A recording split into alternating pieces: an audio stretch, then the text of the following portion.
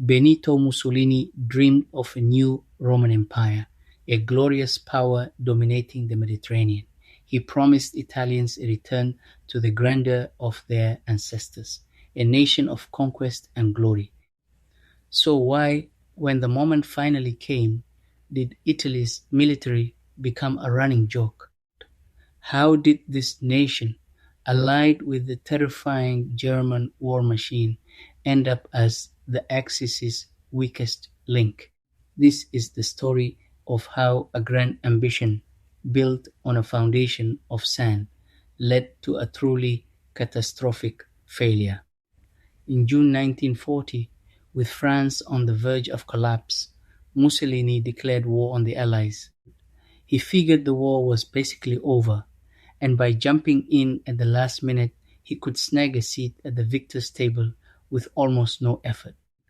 It was a purely political gamble, a grab for prestige that would backfire spectacularly, exposing every single fatal weakness in his fascist state.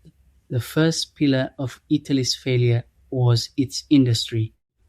A modern war is won with steel, oil, and factories, and Italy had a critical shortage of all three. The country lacked essential raw materials like coal and iron ore, making it completely dependent on imports that the war quickly choked off. Its industrial base was a fraction of its rivals.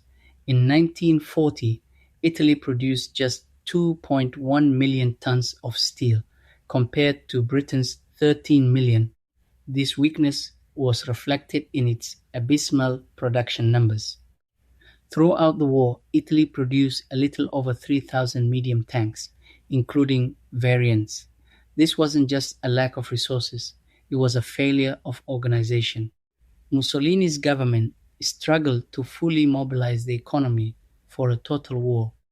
This weak industrial base produced an arsenal that was tragically out of date. Many Italian soldiers were sent into battle with equipment based on World War I design. The standard issue Carcano rifle, a design from 1891, was not necessarily unreliable, but its ballistics were underwhelming compared to more modern rifles. Nowhere was this inadequacy more obvious than in the armored divisions. Italian tanks were little more than mobile coffins. They used outdated riveted armor which, rather than deflecting a shell, could shatter and send deadly metal shards flying around inside the vehicle. Their main battle tank for much of the early war, the M1340, was underpowered, thinly armored, and equipped with a 47mm cannon. While decent in 1940, by 1942 it struggled against most Allied medium tanks. To make matters worse, many of these tanks didn't even have radios, making battlefield coordination a nightmare. The Italian Navy, the Regia Marina, looked formidable on paper, but had two fatal flaws. It had no aircraft carriers and, crucially, no radar. The High Command foolishly believed that land-based air support would be enough, a doctrine that proved disastrous on the open sea. The lack of radar meant that in night battles or bad weather, the British Royal Navy had a decisive technological advantage, able to detect and strike the Italian fleet long before being spotted. An army with poor equipment can sometimes be saved by brilliant leadership. Italy had the opposite. Mussolini's command was defined by hubris, incompetence, and a string of strategic blunders. He often appointed generals based on their political loyalty to him rather than their actual military skill. The poster child for this was the disastrous invasion of Greece in October 1940.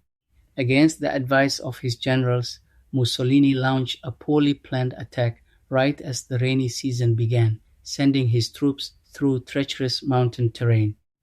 The Italian army was completely unprepared. Their logistics collapsed, and the much smaller Greek army didn't just stop the invasion cold, they pushed the Italians all the way back into Albania. The campaign was a total humiliation, forcing an enraged Hitler to divert German troops to bail Mussolini out.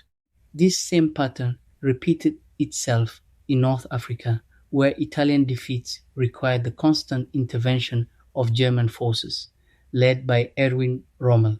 Ultimately, the crushing weight of these failures fell on the common Italian soldier.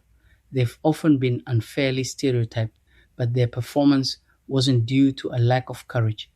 It was the result of being catastrophically let down by their leaders, their training, and their equipment. With patchy training and little faith in their superiors, morale was understandably in the gutter. Many Italians didn't support the war to begin with and had no desire to die for what they saw as Mussolini's egotistical pipe dreams. As one sentiment at the time put it, the average soldier knew it was foolish to die in cardboard boots just so Hitler could build his empire. If you're finding this analysis of military history insightful, be sure to subscribe and hit the notification bell. You don't want to miss our future explorations into the critical moments that shaped our world.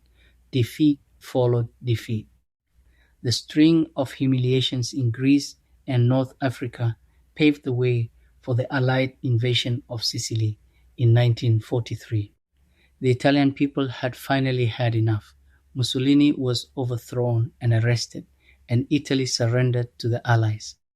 Italy's failure in World War II wasn't the fault of a single bad general or one poorly designed tank. It was a systemic collapse. It was the story of a second-rate industrial power trying to cosplay as a first-rate empire.